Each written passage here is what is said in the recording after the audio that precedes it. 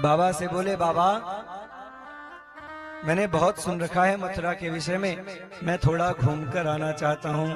बाबा ने कहा, बेटा कन्हैया, ये तेरा वृंदावन नहीं है, ये मथुरा है, संभाल के जाना। बलराम भैया कहते हैं, मैं हूं ना बाबा, मैं संभाल करके लेके जाऊंगा इसको सुरक्षित। बोले ठीक है, जाओ। ग्वाल बालों को लेकर के नगर भ्रमण के लिए मथुरा में निकलते हैं। अरे महाराज, डिंडोरा पिट गया पूरे मथुरा में। अरे आ गया कंस को मारने वाला, पूतना को मारने वाला, तृणावर्त बकासुर घासुर को मारने वाला आ गया है मथुरा में। धाए धाम काम सब त्यागी, जितने भी नर नारी पुरुष जितने भी लोग थे, सब अपने अपने काम को छोड़ करके कृष्ण को झरोखों से देखने के लिए आ गए। महाराज जो कंस से प्रताड़ित हो चुके थे, वो ऊपर से पुष्प वर्षा करने लगे। पुष्प वर्षा करके कन्हैया कहते, अरे आज हमारे ऊपर पुष्प वर्षा हो रही है। ग्वाल बाल कहते, कन्हैया तेरे तो मथुरा में भी बड़े ठाठ हैं, क्या बात है।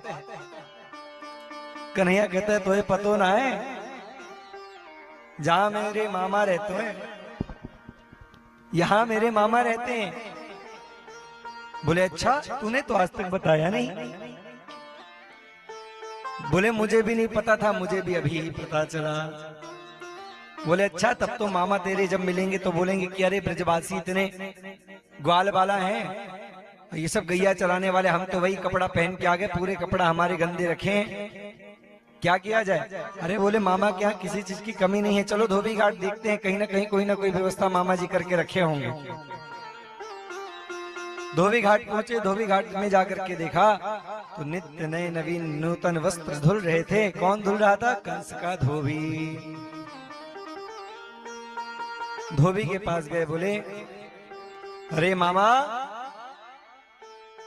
धोबी कहता है, कौन मामा? कैसे मामा? कौन हो तुम?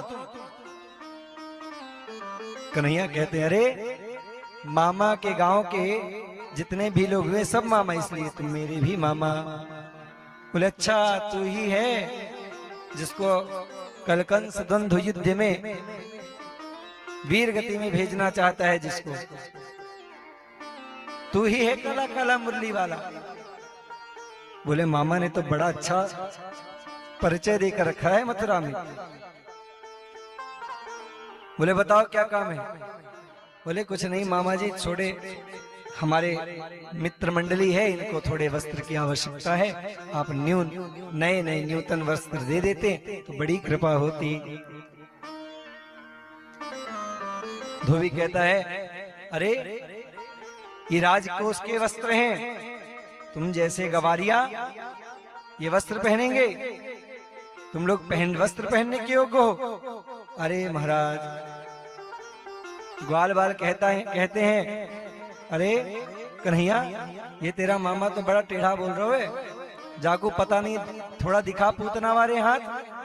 अरे महाराज, कन्हैया ने एक मुक्का घुमा के दिया, धोबी का गोविंदाय नमो नमः हो गया। नए नए वस्त्र पहन करके थोड़ी आगे पहुंचे। अब वस्त्र इतने बड़े कि जब सारे ग्वाल वाला राजा कंस के वस्त्र, कंस बहुत हट्टा कट्टा, ग्वाल बाल सब 12-14 वर्ष के, सब वस्त्र पहने तो ऐसे लग रहा है जैसे पीछे से कोई झाड़ू लगाने की आवश्यकता ना पड़े, सब पीछे घसीलते हुए वस्त्र जा रहे हैं। अरे महाराज, कन्हैया वस्त्र तो मिल गए, परंतु ये ऐसा लग रहा है जैसे किसी खूंटे पर कोई झोला टांग दिया हो, ऐसे ही हमारे ऊपर ऐसे टंगे हुए हैं वस्त्र। बोले कोई बात नहीं, आगे चल के एक टेलर मिलता है, उस टेलर से कहते हैं, प्रभु जी आप ये वस्त्र हमारे ठीक कर दो, हम वृंदावन से आए हैं। बोले वृंदावन से? आप कौन? बोले आप ही हो कन्हैया? हाँ हाँ मैं ही हूं कन्हैया। तुमने ही पूतना को मारा? हाँ मैंने ही मारा। तुमने ही अघासुर को मारा? हाँ मैंने ही अघासुर को मारा।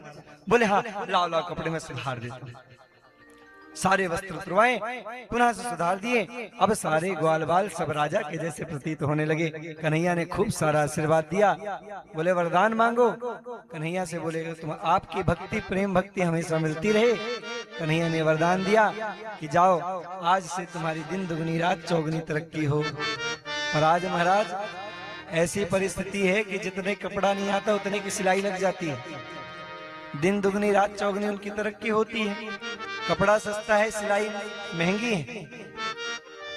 तो उनके आशीर्वाद से ही इनके ऊपर कृपा है। कुछ दूर चलते हैं। बोले अब हमने वस्त्र तो पहन लिए। ग्वाला ने कहा कन्हैया अगर थोड़ा माला मिल जाता तो हम और राजा के जैसे लगते। कन्हैया माली के पास गया।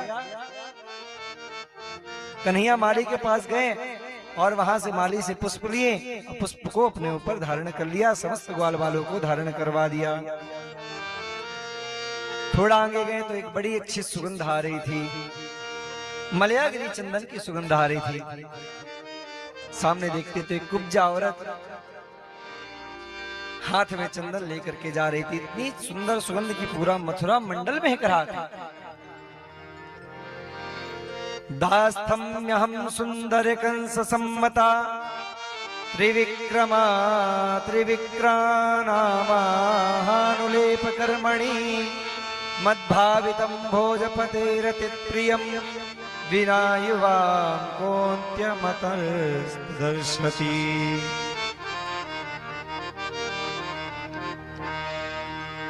अरे सुंदरी कहाँ जा रही हो?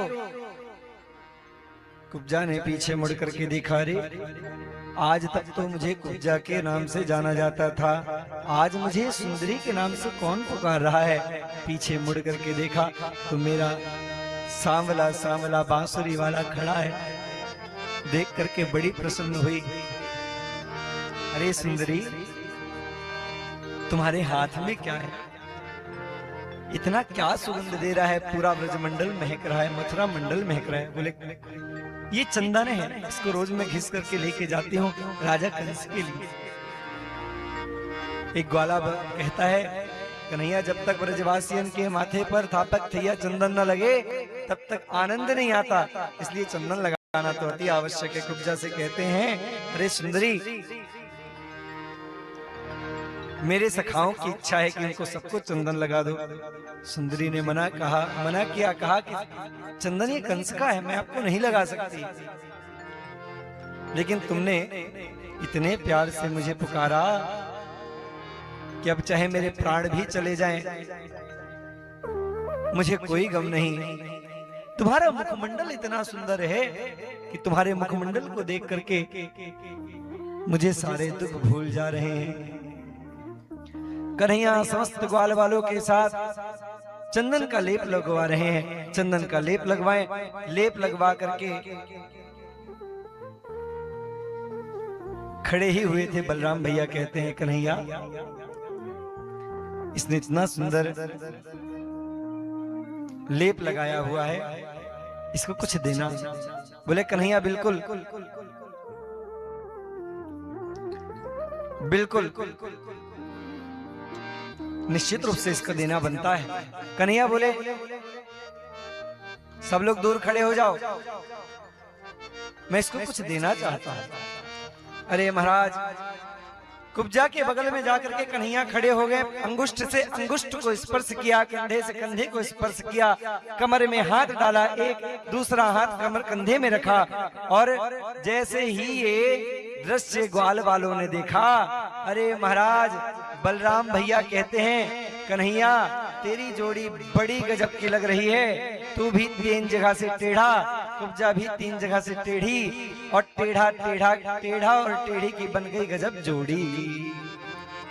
ग्वाल वाल कहते हैं कन्हैया कुछ भी कहे, तेरी ये जोड़ी जीवन में कोई भी नहीं भूल सकता। बलराम भैया कहते हैं कन्हैया थोड़ी संभल के, तेरो ब्रजमंडल ना है, जे मथुरा है। ब्रजमंडल में जो हो तो तू संभाल ले तो जहां पे कहा हो जाएगा कुछ पतो ना है, दूसरे के गांव शहर में आए भय। कन्हैया बोलते हैं कोई बात नहीं, जो होगा देखा जाएगा। महाराज जो झटका मारा कुब्जा एकदम सीधी खड़ी हो गई और जो सुंदर युवती बनी महाराज, कुब्जा खुद को देख करके विश्वास नहीं कर पा रही है। कुब्जा प्रसन्न हो गई, कहने लगी, हे प्रभु, हे स्वामी, कहाँ थे आप? मेरा जीवन धन्य कर दिया। मैं जो वास्तविक स्वरूप जो मेरा था आज मुझे प्राप्त करवा दिया आपने। ऐसा स्वरूप मेरे कहीं ने सोचा भी नहीं था। आप मेरा निमंत्रण स्वीकार करो और मेरे घर आओ। कन्हैया कहते, अभी निमंत्रण कोई स्वीकार नहीं होगा, हम बाद में फिर कभी आएंगे। ऐसा कह करके बलराम भैया के साथ कन्हैया रंगभूमि में प्रवेश करते हैं।